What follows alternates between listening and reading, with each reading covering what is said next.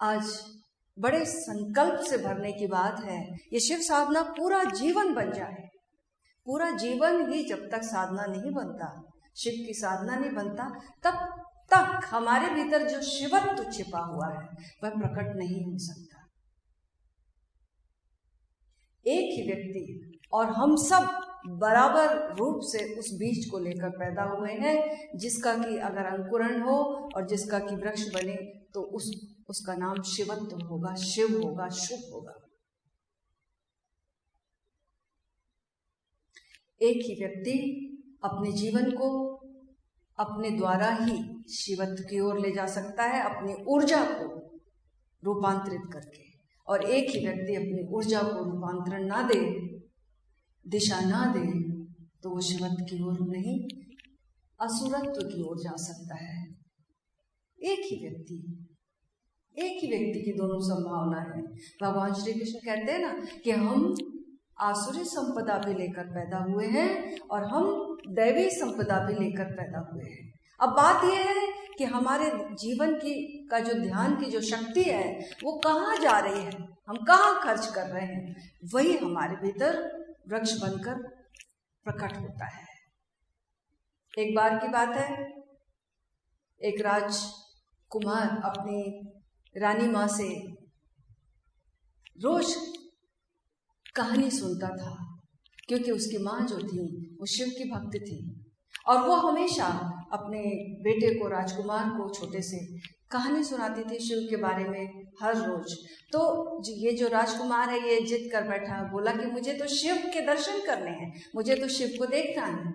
अब रानी माँ क्या करे, तो उन्होंने राजा से कहा और राजा ने एक ऑर्डर निकाला अपने दरबार में, अपने नगर में, कि कोई ऐसा व्यक्ति जो शिव की पिक्चराइजेशन, ऐसा पिक्चर बनाए जिसमें कि बिल्कुल शिव प्रकट ही हो रहे हैं, शिव ही आ गए, ऐसा जीवंत कोई पिक्चर बनाए उनका, तो उसको बहुत बड़ा इनाम मिलेगा। तो खोजते खोजते एक पेंटर मिला, उस पेंटर ने कहा मुझे वक्त दो, वक्त लगेगा। वो गया और ढूंढता रहा ऐसा चेहरा जिस चेहरे को वो शिव के रूप में बना सके। तो ढूंढते ढूंढते उसे एक चेहरा मिल गया, एक युवा बैठा हुआ मिला जो आंखें बंद किए हुए ध्यानस्थ बैठा हुआ है और उसके जो बाकी जो काम करने के लिए लोग थे वो खेतों में काम कर रहे हैं। तो इसने इस युवा को कन्विंस किया और इसका पिक्चर बनाया और इस पिक्चर को लेकर वो राज दरबार गया और फिर रानी को तक वो पिक्चर पहुंचा और ये राजकुमार खुश हुआ देखकर कि उसने शिव के दर्शन कर लिए। वो वाकई में इतना जीवंत चित्र बना था। राजकुमार कहानी सुनता था, हर रोज सुनता था, तो शिव के साथ भस्मासुर का भी जिक्र जरूर आता है। अब वो जिद कर बैठा कि मुझे भस्मासुर का भी मुझे देखना है, वो कैसा दिखता है। राजकुमार जिद गहरी होती गई। अब खोज में निकले, उसी को कहा गया, ढूंढा गया कि कौन पेंटर ऐसा है जो भस्मासुर को प्रकट कर सकता है। तो पेंटर तो एक ही था जो जीवंत पिक्चर बना सकता था, लेकिन उसे खोजने में अब बहुत वक्त लगा। खोजते राजकुमार भी बहुत बड़ा हो गया तब तक। खोजते अब वो स्वयं ही राजा बन गया था। एक जेल में पहुंचा, एक कैदी को देखा और उस कैदी को उसने चुना कि ये भस्मासुर के रूप में इसका चित्र बनाया जाए। और उस कैदी को रोज आंकता था, उसका चित्र बनाता था, पेंटिंग करता था। और जब लास्ट दिन था तो उस कैदी की आंखों में दिखता है कि वो आंसू है। वो भबक के रोने लगा। इसे तो आश्चर्य नहीं हुआ। इसने कहा कि आप इतने क्रूर व्यक्ति को रोते मैंने, तुम कैसे रो रहे हो, ये आंखों में आंसू कैसे, ये तो बड़े आंसू तो बहुत पवित्र होते हैं और तुम तो क्रूर व्यक्ति, तुम्हारे भीतर ये नम्रता कैसी। उसने कहा कि आप शायद भूल गए होंगे, आपने जो शिव का चित्र बनाया था वो जब मैं युवा था तब की बात है, और आज जब मैं उम्र दराज हो गया हूँ तो आज आपने मेरा ही चित्र भस्मासुर के रूप में बनाया। मैं वही युवा हूँ जिसको आपने शिव के रूप में चित्रित किया था। एक ही व्यक्ति शिवंत की ओर भी जा सकता है और अपने असुर के शिखर को भी छू सकता है। शिखर कह लो या निम्नता कह लो, उस खाई को भी, उस खड्ड में भी हम जा सकते हैं और उस आकाश को भी छू सकते हैं, उस शिखर को भी छू सकते हैं जहां पर कि शिव रहते हैं। उस शिखर का नाम सब जानते हैं, कैलाश मानसरोवर शिखर। और वो कैलाश बाहर जाकर घूमने से नहीं होगी बात, कैलाश हमारे ही भीतर हम लिए हुए बैठे हैं। वो कैलाश है हमारा सहस्त्रार। हमारी जब ऊर्जा ऊर्ध्वगामी होती है और अपने सहस्त्रार पर टिकती है तो हम शिवत्व में जीते हैं उस समय। तो पल प्रतिपल हम किस ओर अपने जीवन के चित्र को बना रहे हैं, अपना प्रकटीकरण किस ओर हो रहा है, हम क्या सुन रहे हैं, हम क्या देख रहे हैं, कैसे जी रहे हैं, ये बहुत महत्वपूर्ण है, बहुत महत्वपूर्ण है। कोई शब्द ऐसे समझो कि हम अपने आप को सिर्फ बड़ा सुपरफिशियल जानते हैं। पहला जानना, हम तो यही सोचते हैं कि ये शरीर हम है और इस शरीर के प्रति हम जितनी जागरूकता बरत सकते हैं वो बरतते हैं। हम कंकड़ पत्थर नहीं खा लेते, हम खराब पानी नहीं पी लेते, हम बड़ा ठीक ठीक पोषण करने वाला खाना खाएंगे, शुद्ध खाना खाना कोशिश करेंगे, जो बेस्ट हो सकता है, जो हाइजीन हो सकती है बात, उसको हम अपनाएंगे।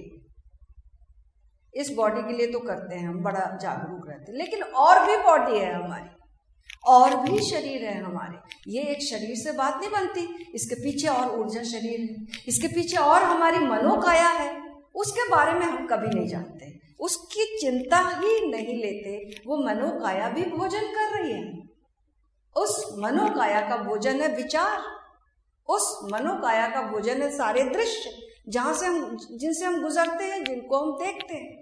रात दिन हम जो सुन रहे हैं, जो हम पढ़ रहे हैं, जो अपने लोगों से, अपने मित्रों से को अलाउ कर रहे हैं बताने के लिए, वो क्या है, उसके प्रति हमें जागरूक होना, वही हमारा भोजन है, वही हमारे भीतर जा रहा है। एक शब्द भी हमारे जो भीतर जाता है उसकी पुनरुक्ति चलती रहती है भीतर।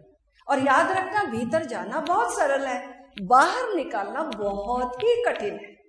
एक बार जो चीज भीतर गई, कहीं ना कहीं किसी ना किसी रूप में हमारे भीतर बनी ही रहती है। वो जो मनोकाया का जो संस्कार है उसके प्रति। एक बार ओशो सुनाते हैं, एक उनके मित्र हैं, वो जर्मन भाषा ही उन्हें याद रह गई, क्योंकि वो बचपन से जर्मनी पहुंच गए और थे वो मराठी, लेकिन जर्मनी ही में वास हुआ उनका बचपन से, तो वो जर्मन बोलने लगे और कोई भाषा उनको नहीं आती थी।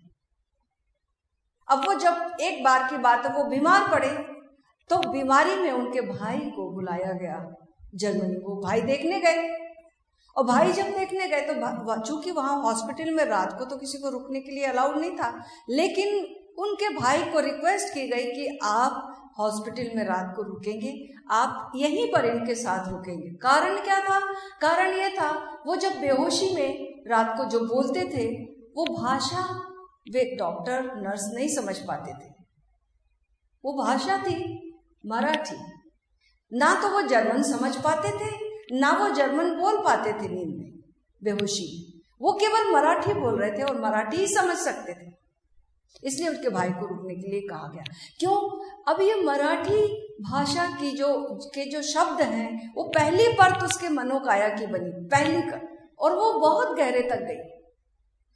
इसलिए हमारी जो मातृभाषा है वो इतनी गहरे जाती है। मातृभाषा से गहरा कुछ नहीं जाता, बाकी सब भाषा सुपरफिशियल होती हैं, लेकिन मातृभाषा हमारी बहुत गहरे जाती है, क्योंकि वो हमारा पहला मनोकाया का पहला भोजन है। तो हम मनोकाया को क्या भोजन दे रहे हैं, वही स्वरूप हमारा प्रकट होगा। और ये मनोकाया और ये जो अन्नमय काया है, ये दोनों को कनेक्ट करने वाली हमारा जो प्राण शरीर है, प्राण काया कह लो इसको, ये अगर इसको हम संभाल लें तो बात बन जाए। मान लो हमें क्रोध आता है, तो सीधे हमें क्रोध को दबा ले तो बात बिगड़ जाएगी।